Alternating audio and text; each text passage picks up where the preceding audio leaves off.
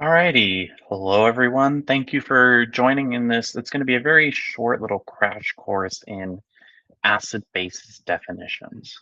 Now, over the past couple classes, I've noticed that a couple people are still kind of struggling with what is the basic, ground part of an acid. So, to help rectify that, this video is going to be kind of going over that. Now, we've got two main definitions. These definitions are the Bronsted-Lowry definition and the Arrhenius acid and base definition. So let's start off with the Arrhenius acid. So Arrhenius basically said a acid is something that donates, that increases H2, or sorry, the hydrogen ion concentration in water. So that'd be, for example, something like HNO3, HCl. And even, right, it's something that breaks up, right? So here we can see in this one, the hydrogen ion is here separated from the chlorine ion. So when we dissolve this in water, it breaks up into these two things. Now, conversely, he said that a base is something that increases OH negative in water, or in other words, the hydroxide ion concentration in water. Now, this had very big faults, but we'll get to those faults in a minute. But to kind of showcase this, here sodium hydroxide breaks up into sodium, the ion, and hydroxide, the negative ion. He also theorized that there could be a third one. This third one is what we know as a salt. Now, a salt incorporates something that we haven't learned yet, but we're going to next class for both red days and blue days. It is a substance that is formed from a neutralization reaction. Now, all that means is that a cation and anion have come together to form something. Note here that it's a cation or an anion, so that'd be NH4 and the SO4 It doesn't include the anything that incorporates the hydroxide ion. Now,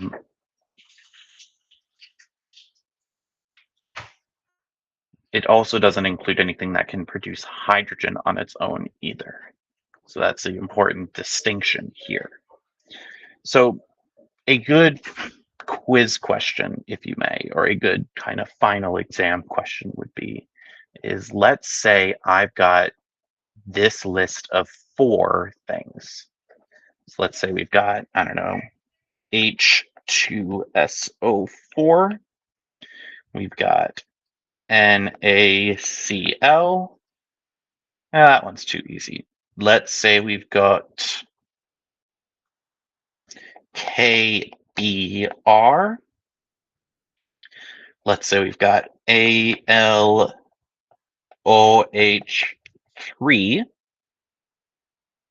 And let's say we've got, I don't know, carbon monoxide. Now the question would be, how would we classify these according to Arrhenius's theory? According to Arrhenius's theory for acids and bases.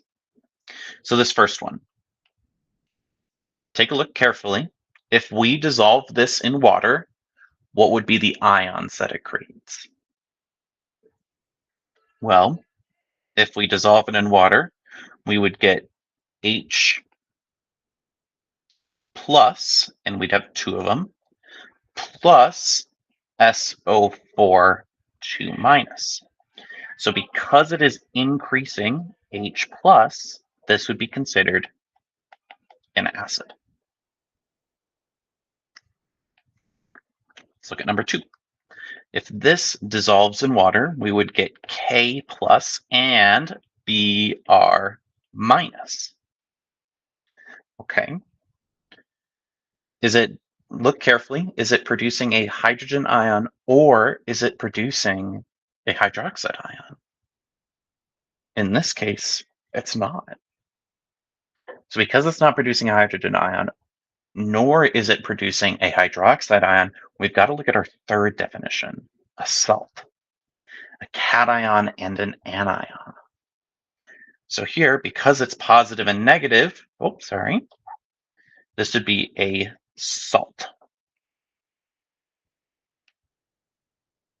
Okay, let's look at number 3. AlOH3, aluminum hydroxide. Now take a moment, draw through this dissociation on your own. What breaks apart?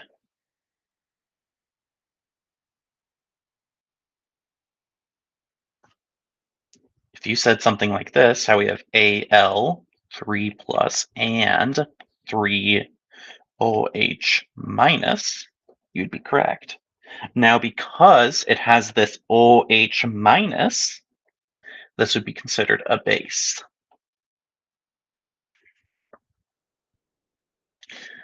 Now, finally, we've got carbon monoxide.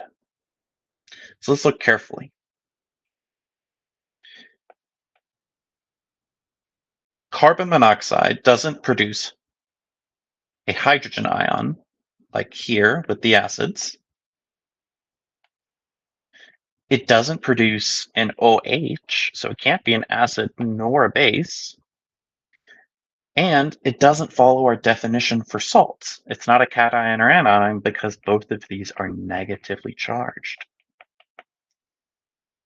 So because nothing happens, it would be considered none.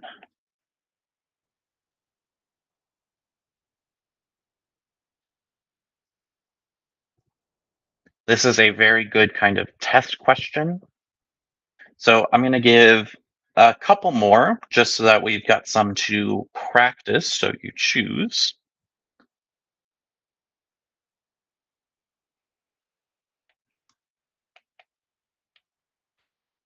Let's say we have BaOH2. Let's say you've got HI. Let's say you've got SrCl2. And let's say you've got one more CH4.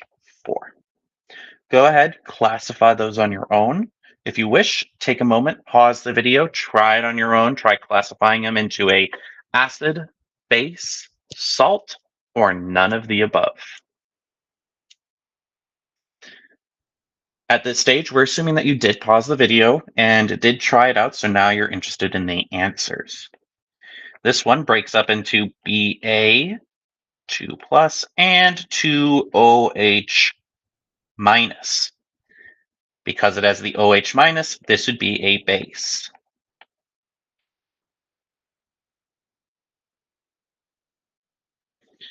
This one, HI, hydroiodic acid, breaks up into a hydrogen ion and a iodide ion.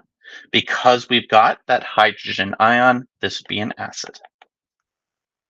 SrCl2 breaks up into Sr2 plus and Cl and 2Cl minus. Doesn't produce any hydrogens, doesn't produce any hydroxides, but it does contain a cation and an anion, so this would be a salt. And finally, CH4. This one's a little tricky. Generally, all acids have it at the front, the H. So CH4 not only is covalent, but those H's aren't alone at the front. They aren't, how we say, going to ionize. So if you ever see something like CH4, C2H6, CH3, CH2CH, right? All of these are none.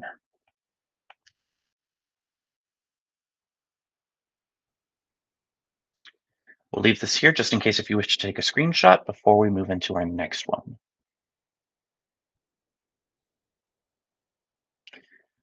Let's talk about Bronsted and Lowry, their definition of acids and bases. Now, one of the things that Bronsted and Lowry said is that the Arrhenius theory isn't applicable to all acids and bases. For example, ammonia, NH3, is a well-known base. So, because it's a well-known base, but it doesn't produce any hydroxide ion concentrations, we needed a new theory. So let's start off with the acid. Acids give away a hydrogen ion. So similar to before, right? We can say that they give away a proton. So if we had, we'll showcase an example here in a minute, but let's move into a base here very quickly. A base is something that accepts a hydrogen ion. We can also call this a proton acceptor. Now, a proton acceptor, right, when we look at a chemical equation, we're comparing both sides. So let's look at this chemical equation. There's a lot going on here, but let's break it down. We've got HCl plus H2O is in equilibrium with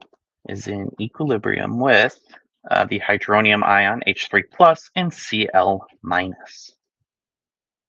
So because HCl on this side, when we go over to this other side, it loses its hydrogen ion. So because it's lost its hydrogen ion or gave it away, it is considered a Bronsted-Lowry acid. Let's look conversely at this water. If we look from here to the hydronium, it's accepted a hydrogen, which makes it a Bronsted-Lowry base. Now, you will be expected to know the reverse.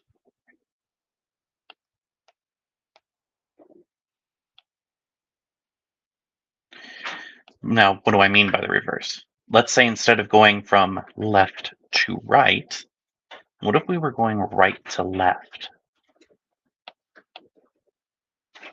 So let's say this Cl going this direction, wabam. Ignoring what we said at the beginning, looking left to right, but this time right to left, what is it doing? This Cl has gained a hydrogen ion. So because it has gained a hydrogen ion, it becomes a base. But because we're looking at it in the reverse direction, it is a conjugate base. Conjugate is just the fancy word saying we're looking at it in the other direction. Conversely, if we look at the hydronium ion here, going in this direction, what is it doing? This loses a H+, which means it is the conjugate acid.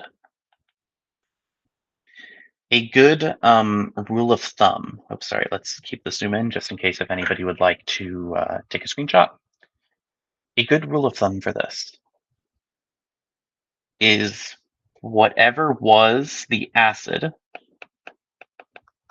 becomes the conjugate base. And whatever was the base becomes the conjugate acid. So let's showcase another example, give you all another example to work off of.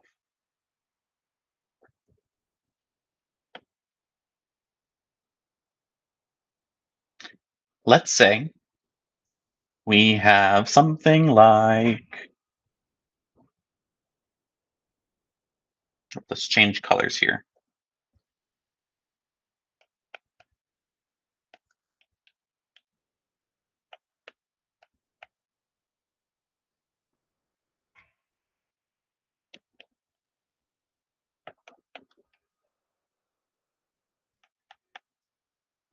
Let's say we've got ammonia plus water yields the ammonium ion and a hydroxide ion.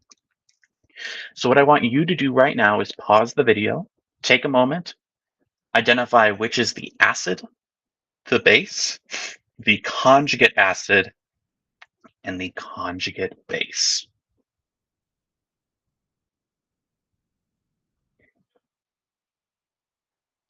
At this stage, we've assumed that you have, in fact, paused the video. So let's go through it.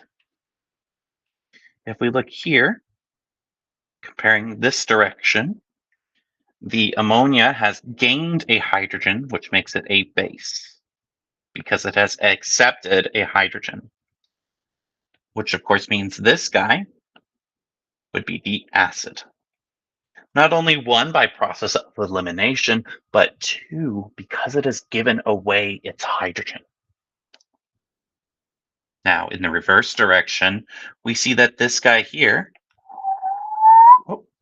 goes here, is a base. Or sorry, is the conjugate. I'm just going to abbreviate it to CB. It's the conjugate base because it has now accepted the hydrogen. Conversely, we've got the ammonium ion turning into ammonia because it has lost a hydrogen ion. It has lost a proton. Conjugate acid.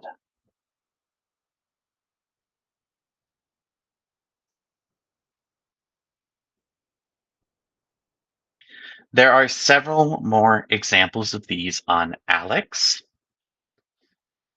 that talk about how to kind of identify which is a conjugate acid or a conjugate base, for both from a equation and just from a chemical.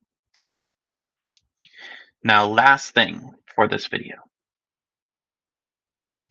Some of you are also struggling with the sort of identifying factors of acids, bases, and both. Oh, sorry, and both. So like, what makes an acid an acid? What makes base a base? So let's quickly go through those.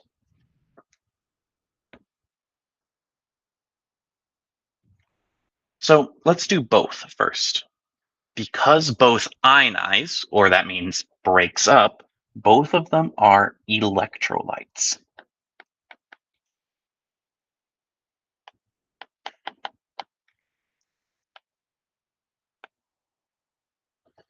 Additionally, both are corrosive, which just mean that they kind of eat through anything that gets in their way if they are concentrated enough.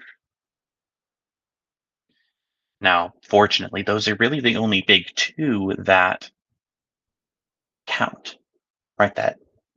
That are both. Let's do bases next.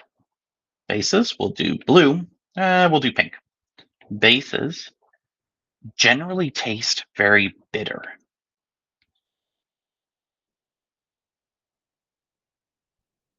If you ever had kind of soap washed out of your washed out your mouth when you were younger for like saying a swear word or something, you may have remembered that it tastes very bitter because soap is a base. Another key characteristic of a base is it is slippery, right? It's slick. In one of our classes, we did a demo. It turns litmus blue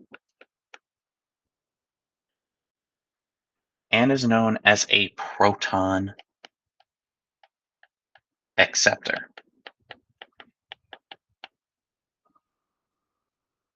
Now, conversely, with acids, this one tastes very, very sour. We'll use purple.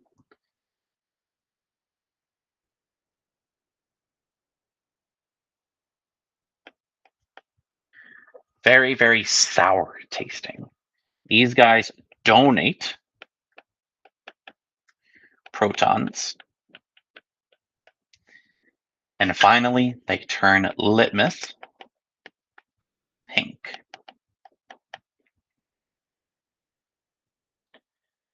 Of course, they've got the standard definitions that we see up here as well, right? They increase OH, they increase hydrogen ions, they decrease OH. For bases, they do the inverse. And that's it. If you need anything else, please feel free to reach out. I'm contactable via email. We will be having a review session for the final exam in the upcoming days. Probably the Monday of finals week is when I'm thinking about scheduling it.